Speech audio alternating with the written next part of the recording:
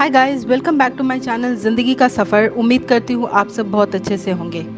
So guys, आज मैं बात करने वाली हूँ भारत में जन्मे एक ऐसे इंसान की जिसने अपनी लगन, जज्बे और कड़ी मेहनत से दुनिया के तमाम पहलवानों को धूल चटाई है और उन्हें हराने वाला कभी पैदा नहीं हुआ।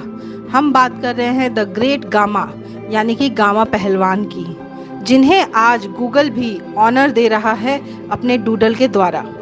अगर हम आपको गुलाम मोहम्मद बख्श बट का नाम बताएं तो मुमकिन है कि आप उन्हें नहीं पहचानेंगे। अगर हम गामा पहलवान कहेंगे तो आपने ज़रूर उनके बारे में नाम सुना रखा होगा।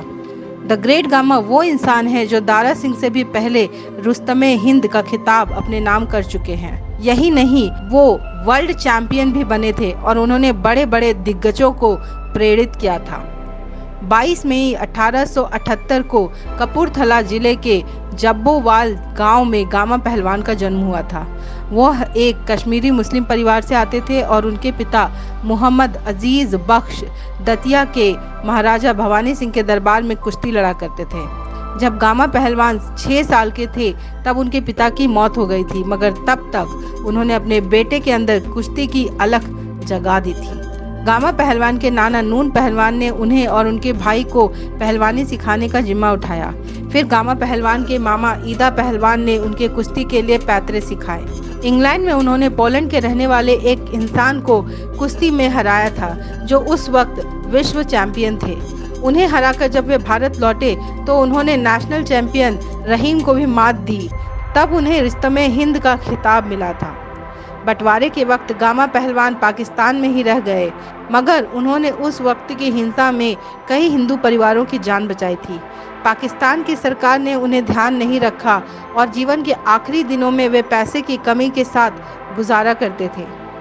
82 साल की उम्र में उनकी मौत 1960 में हुई, मगर आज भी भारत और पाकिस्तान में उनके नाम का डंका गूंजता है।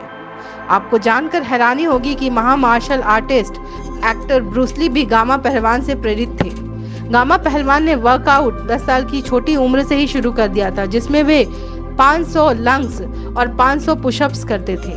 1888 में उन्होंने देश के 400 से अधिक पहलवानों के साथ एक लंज प्रतियोगिता में भाग लिया और जीत हासिल की। प्रतियोगिता में उनकी सफलता ने उन्हें भारत के शाही राज्यों में प्रसिद्धि दिलाई। 1910 तक लोग गामा को एक राष्ट्रीय नायक और विश्व चैंपियन के रूप में प्रशंसा करते हुए सुर्खियों में भारत समाचार पत्र में पढ़े जा रहे थे। जैसा कि हमने बताया, 1947 के भारत विभाजन के दौरान भी उन्होंने कई हिंदुओं के जीवन को बचाया और एक नायक बनकर उभरे। गामा ने अपने करियर के दौरान कई खिताब अर्जित किए, विशेष रूप से विश्व हेवी चैंपियनशिप 1910 के भारतीय संस्करण और विश्व कुश्ती चैंपियन, जहां उन्होंने टूर्नामेंट के बाद टाइगर की उपाधि से सम्मानित किया गया। महान पहलवान को सम्मानित करने के लिए भारत यात्रा के दौरान उन्हें प्रिंस ऑफ वेल्स द्वारा एक चांदी की गदा भी भेंट की गई थी। गामा की विरासत आधुनिक समय के सेनानियों को भी प्रेरित करती है।